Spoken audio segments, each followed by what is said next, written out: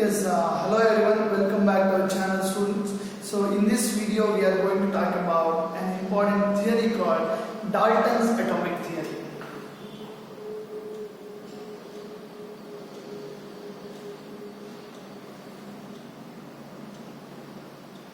See, this theory is proposed by John Dalton,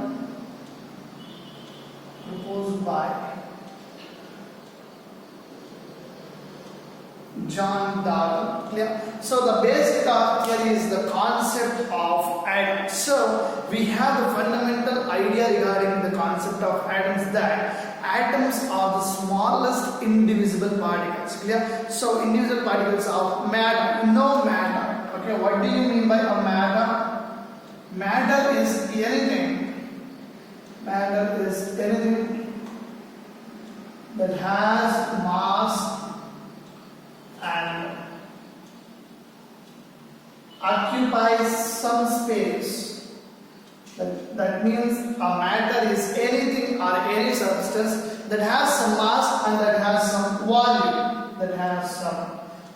Those we call it as matter. So whatever you see in this complete universe all are matters itself. So how the matters are composed of? What is the main thing in matter? See, so the answer was atom. Clear? So in Greek, atomos means uncuttable.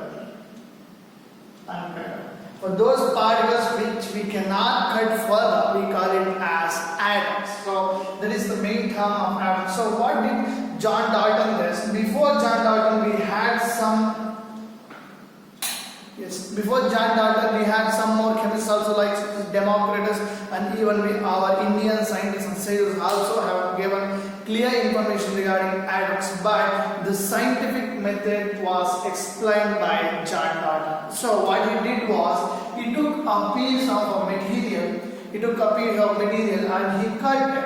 Okay, so that was divided into two parts, two smaller parts, and then again he cut the second time. This is the first time and this is the second time. Again this was divided into two another particles. So he thought that he keep on cutting this type of smaller particles up to millions of times at one particular point. At some infinite time, you will get a very, very small thing which you cannot cut further. Okay, that you cannot cut further. That is the smallest ever thing. So that particular particle which cannot be cut further, he gave the term called atom. Clear? So because he was a Greek chemist. So in Greek, atomos means uncuttable. Clear? So according to him, the smallest particle ever which cannot be cut further. Clear? So those we call it as atoms. So he stated that these atoms are the fundamental particles of matter. In your 9th standard, 10th standard, we have discussed regarding the nature of matter. We have stated that matter is composed of particles. It's not a continuous block of wood. It is not continuous like block of wood.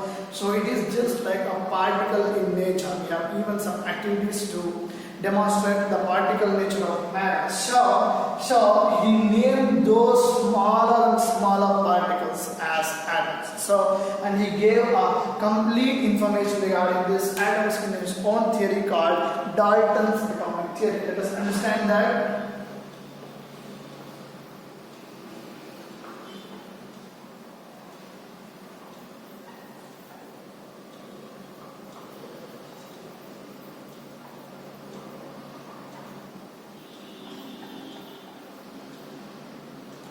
According to him, matter consists of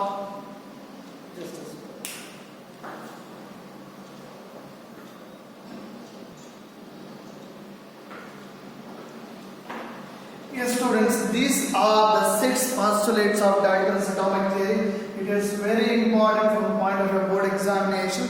So his first postulate states that matter consists of very small indivisible particles called atoms. I have explained you this. Matter is something which has some mass and occupies some space. That particular matter is consists of the small indivisible particles called atoms. Those atoms combine together in millions of numbers to form a matter. Okay, that particular atom cannot be divided further. Okay, so that is his first postulate. And second one, atoms of same elements are identical in all respects. We know that you have studied regarding the elements in your previous class, previous videos. Elements like hydrogen, oxygen, anything, sodium, chlorine, all these are elements. So his postulate is atoms of the same element. If you take any atom of the hydrogen element, the properties of atoms of this hydrogen element is same in all respects. That means whether any physical properties or chemical properties, the properties remain same if you take any atom of that hydrogen element or any other element. Clear? So here they are talking about the properties generally. Clear? So the third one is atoms of different elements differ in properties. Wait, for sure. Okay. So atom of hydrogen is not same as atom of sodium.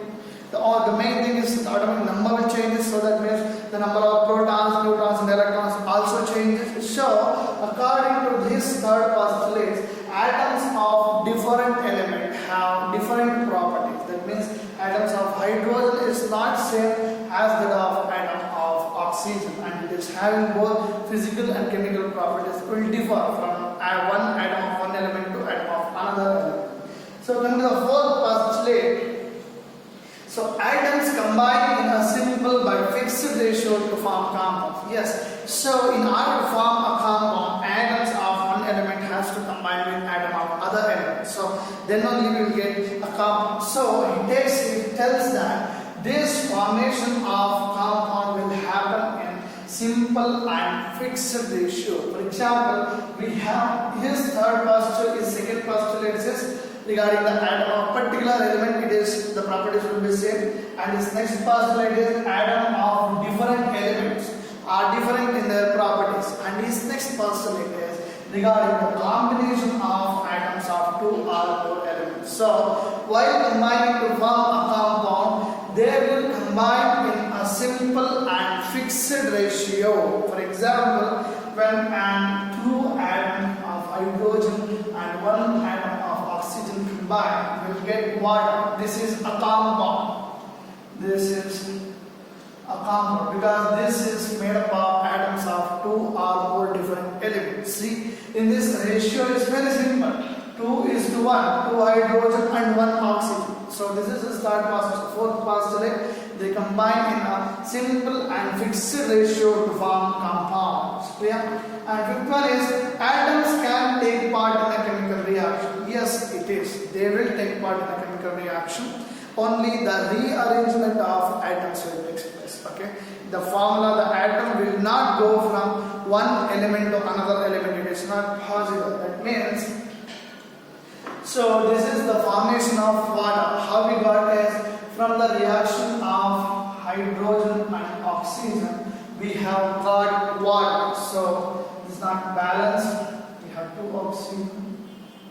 So this is the balanced chemical equation. This is a chemical reaction now. See, so according to this statement, atoms take part in a chemical reaction. Yes, only because of that reason we have got a compound through a bond, through a chemical bond. We'll discuss that regarding chemical bond in our next classes. See, according to him, atoms can take part in a chemical reaction, and atoms, there will be only the rearrangement of atoms will take place. One atom of hydrogen will not enter another element, that means oxygen. Hydrogen atom will remain in the hydrogen element itself.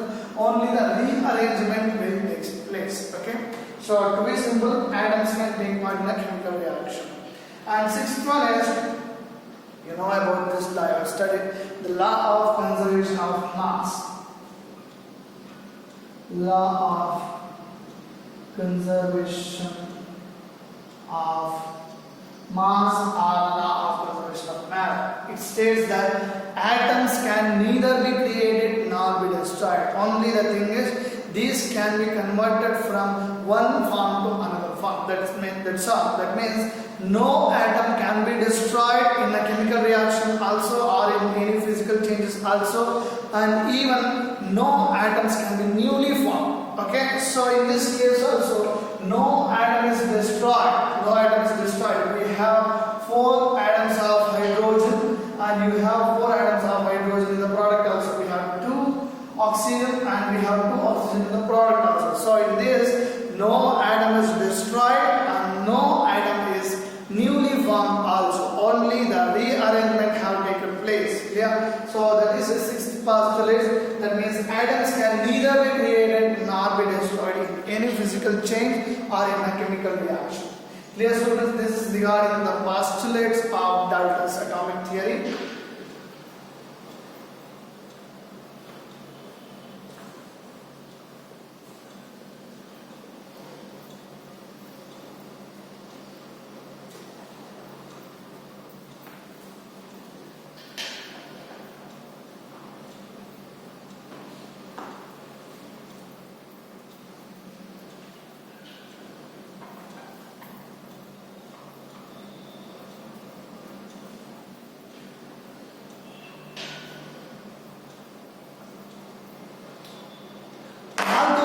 Although John Dalton gave this much of information regarding atoms, his theory, that is Dalton's atomic theory, failed because he could not be able to explain some concepts, some questions from the scientists. He could not be able to answer them. So this Dalton's atomic theory failed, but also it was a stepping stone regarding in the study of atomic theory. Clear? So let us look at the limitations of Dalton's atomic theory.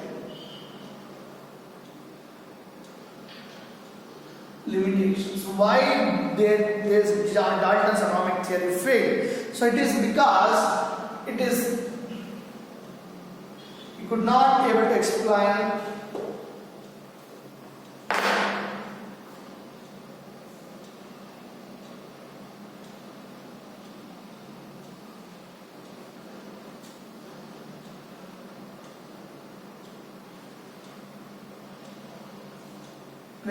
So this is the primary reason he could not able to explain regarding the combination of atoms thoroughly. Although he gave that the combination of atoms takes place in a simple but fixed ratio, he could not able to explain regarding the chemical combination. And second one is he failed to explain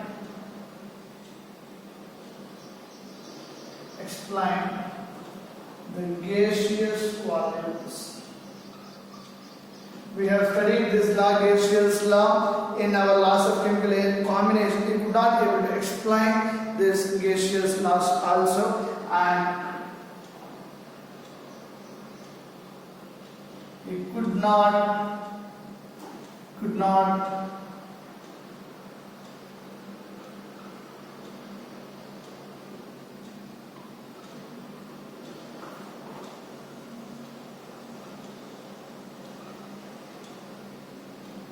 Here we could not exactly differentiate between atoms and molecules. We have the idea right now regarding atoms and molecules, but during this time he could not be able to explain regarding this atoms and molecules, and he failed to explain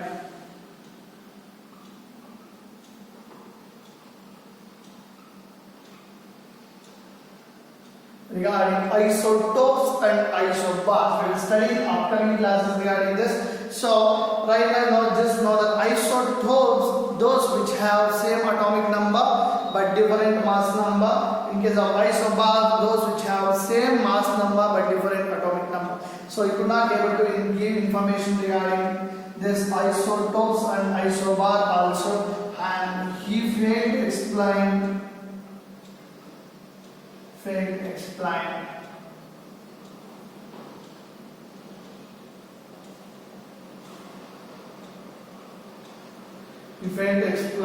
the structure of atom also. So these are the 5 limitations of Dalton's atomic theory, and this is also important in point of view board examinations, both postulates of Dalton's atomic theory and limitations of Dalton's atomic theory. Thank you, students.